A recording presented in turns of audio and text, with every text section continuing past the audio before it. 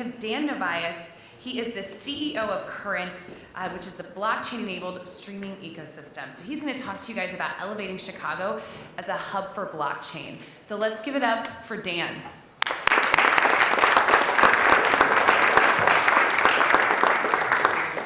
Thank you. Enjoy that clicker. Let me just test this out. I just get a clicker situation here. Okay, great. Okay, everyone. Thank you for coming. My name is Dan Novias, and I moved here to Chicago about 7 years ago from Indiana University. It's where I graduated. And I moved to the city with no real rhyme or reason, just the closest city to where I lived at the time.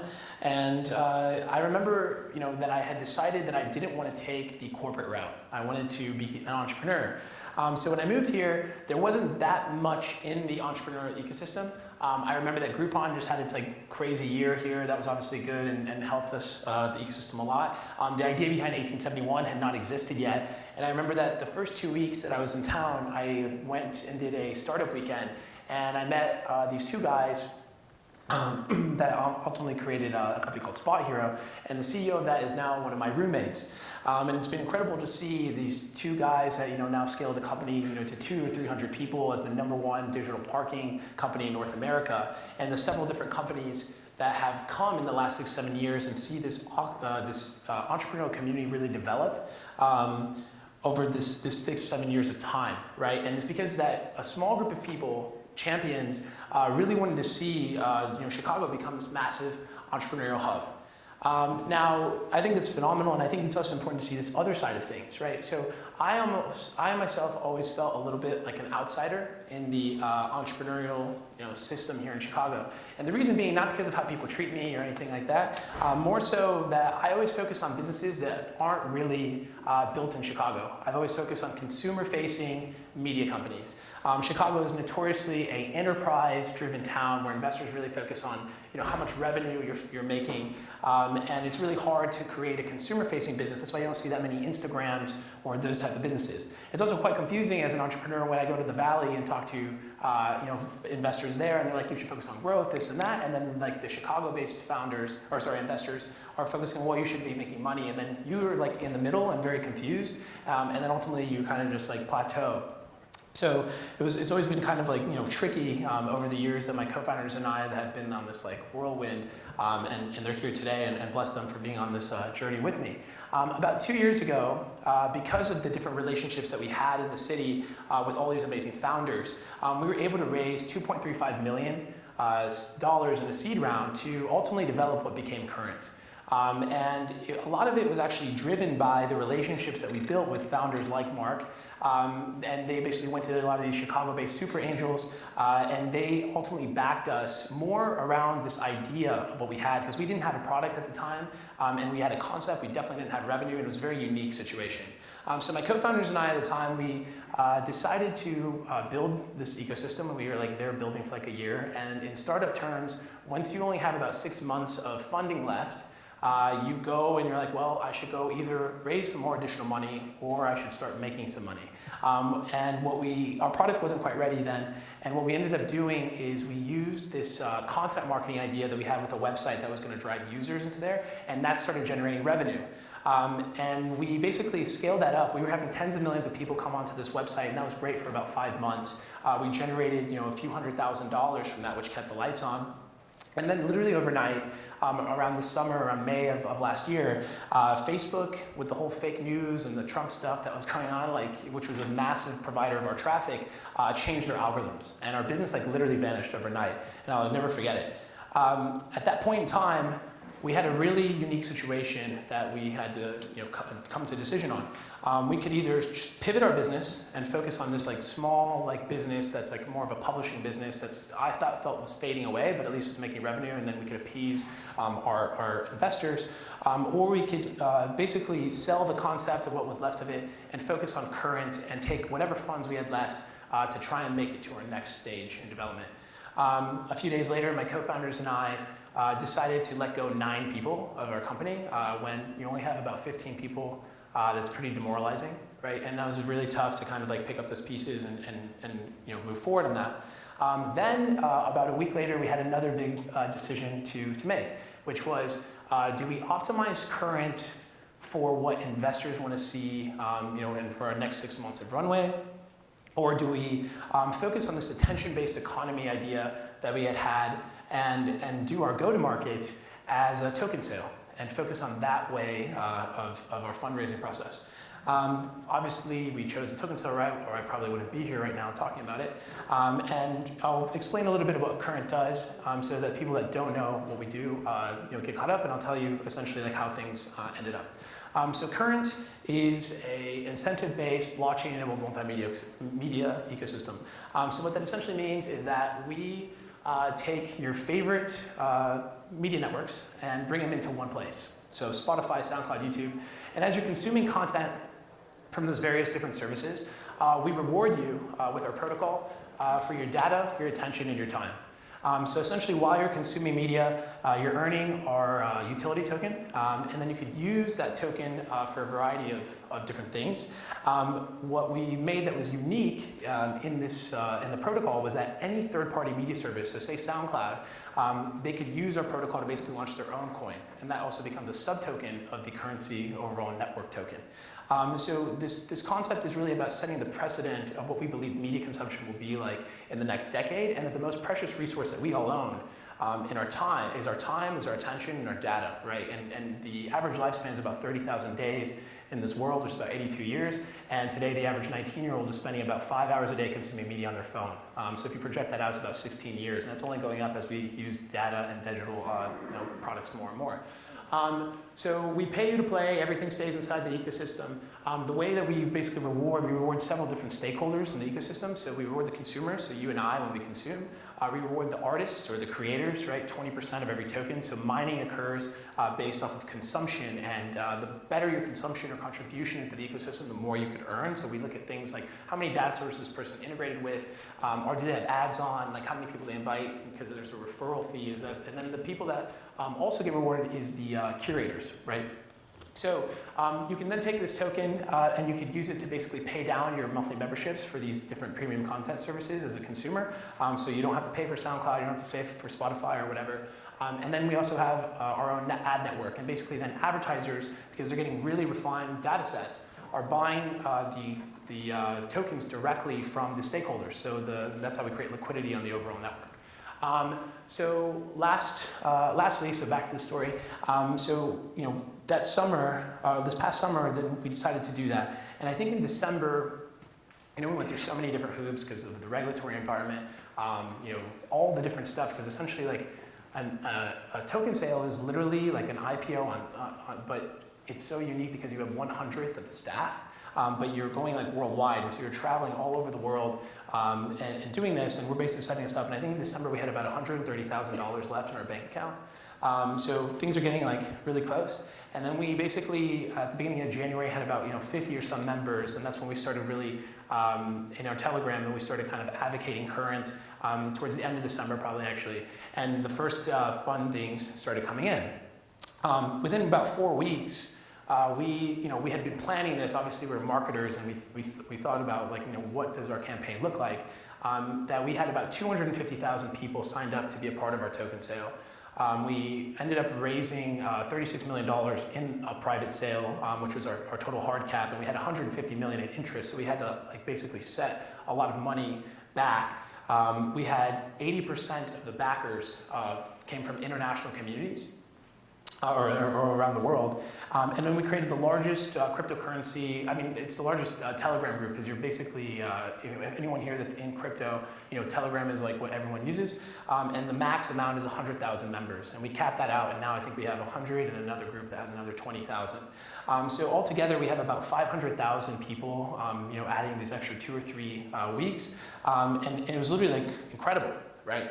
So I guess like my point with all this is that, first, it's when you're an entrepreneur, like don't die, right? Because we really somehow did not die throughout that whole period in time. And you have to especially do that when you're in like places that don't necessarily cater to your industry.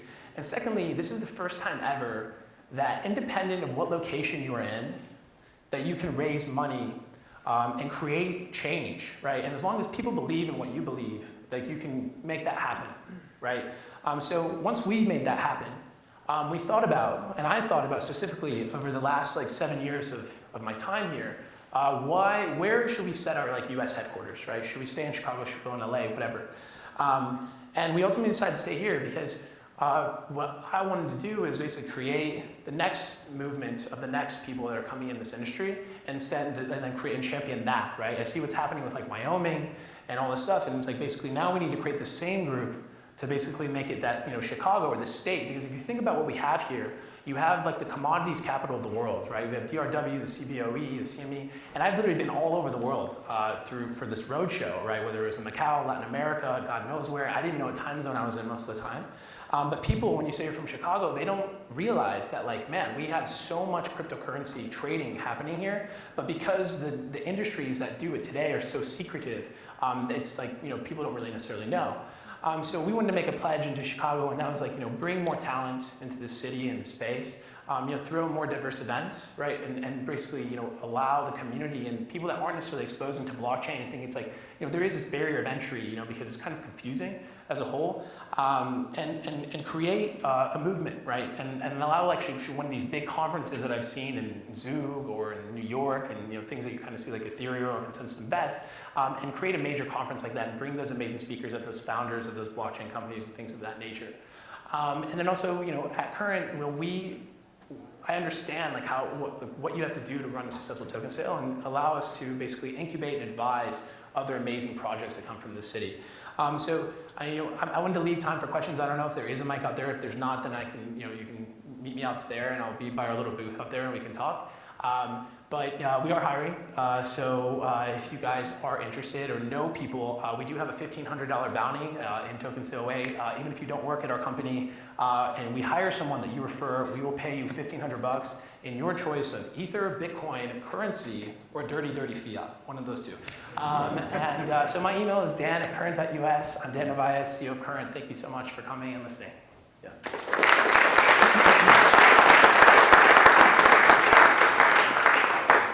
we have a mic or no? Maybe you can just answer your question, and I'll repeat the question if I can hear you, right? Yeah.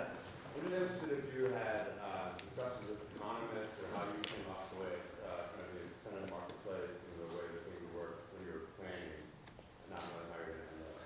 Yeah, so it's a great question. So the question, did everyone hear that? Like basically if we hired an economist or not to basically assist us in creating our incentive-based ecosystem. So the token economics of your coin are by far and away the most important thing that, you know, in this project.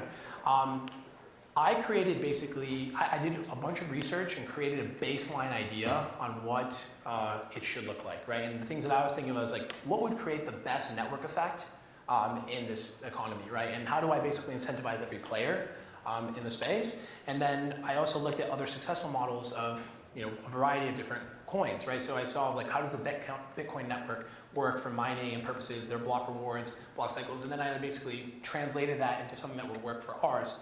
At that point in time, my co-founders were able to find 2 PhDs that had worked with Stephen Levitt here in Chicago, and then they basically refined some of our theories, and we basically just brought them on as you know, independent contractors, and you know, they were super pumped to work on this project because it was like a cool thing and it was like kind of like a side thing.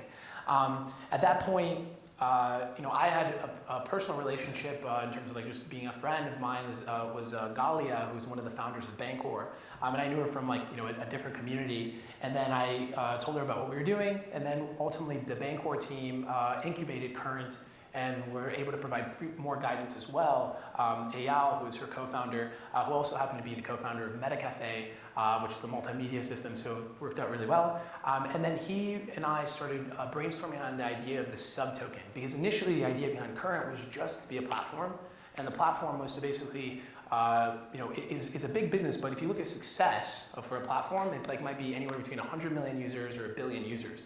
But if we were like, well, if we make the protocol so that any platform can tap into it, and those become sub-tokens, and we use the network token currency to stake that, right, then we pretty much can be in any place at any time, then use those different networks, and then we really set the precedent of that media consumption, but our network gets much, much larger, and then we can incentivize them to be a part of our platform as well, right? And that was a really unique idea. At that point in time, as you're meeting people in this space, this is essentially what happens. Like, people see that you have like a cool thing, and then I met these guys, Smith & Crown, right? Smith & Crown's a huge research, team, and they research ICOs, and they do a lot of token economic stuff. And then now we're also working with them to further refine our sub-token concept, right? Because we already had EL, and we could do a lot of the smart contract stuff like to create liquidity via their technology, the Bancorp protocol. But now we want to refine that because it's so complex, and that's so important. So to answer your question, first, I believe the founder, or at least on the founding team, needs to have an incredible understanding of what's already working, what's happening, and then you seek guidance from people that have either created or have the background in those things, or hire Smith & Crown or something. But I think first you have to have the baseline idea so they take on your work, because like everyone in this industry, everyone's so overloaded. And people tend to bite off more than they can chew, and things just take much longer than you expect, and that's essentially why it took us so long to. I mean, it didn't really take us that long, but you can't do a token sale in like a week, bottom line. Yeah. Yes. So you don't know this, but I run a company that is new research, and a lot of the speakers actually are for a client. And I want to say that I am oh my god, because they're just awesome. Mm-hmm. And like, I am so impressed with the tech that's coming up current, Mm-hmm. because you have these ideas that have like zero demand for technology, Mhm. but the actual tech comes in. And the technology you guys have is legitimate, and it's really rare. So I just wanted to give a shout out, but I'm really impressed to watch the project. Thank you. Yes, she gave us a shout out because we actually had tech. I think that's another thing too is, to add to that point, like the barrier of entry in this industry, and what will it take to be a successful token sale will only go up. Like if you think about what happened, like I always make a joke, but it's actually very serious. The one day in cryptocurrency is like really like 7 days in normal life, right? So it's like kind of like dog years, and it's really incredible because if you look at what was possible in June of last year, right? You had companies raising $150 million in 4 hours with like a white paper, and then more people got into it in the third quarter, and then you had like $60 million on still a white paper and kind of shitty ideas. But I think now you're essentially getting to a point where the baseline of what you have to build is at least like an alpha and a prototype, and I think that that's what's going to come with the regulation as well. For us, it was incredibly helpful, even though we didn't have our full incentive-based aspect of the app inside of the app. The fact that people can download our product and see it, understand it, use it, see that we had taken the time to develop something and put our own resources into it was like an incredible plus, and that's something that I heard so many times over and over again. And it actually made us even rethink our timeline, right? So initially we were thinking about launching our alpha protocol, I think on the third or fourth quarter of this year, and that's what we put there. But then we really stripped down a lot of stuff and be like, well, can we launch anything during the second quarter of this year? And now we're trying to time it actually with our token distribution in April. And that's like basically going, like if you under-promise and over-deliver, no one will ever put you at fault with that, but it's about setting the precedent for what like a good actor is in this space. And these are the things that like we're thinking about, and I think that anyone that's getting into this space should also really think about like what's the minimum viable product I can possibly launch, because honestly you will have a much better response from the space and the industry. Yes. Okay, we're gonna wind it up for Joe. So thanks guys, I appreciate it. I'll be out there.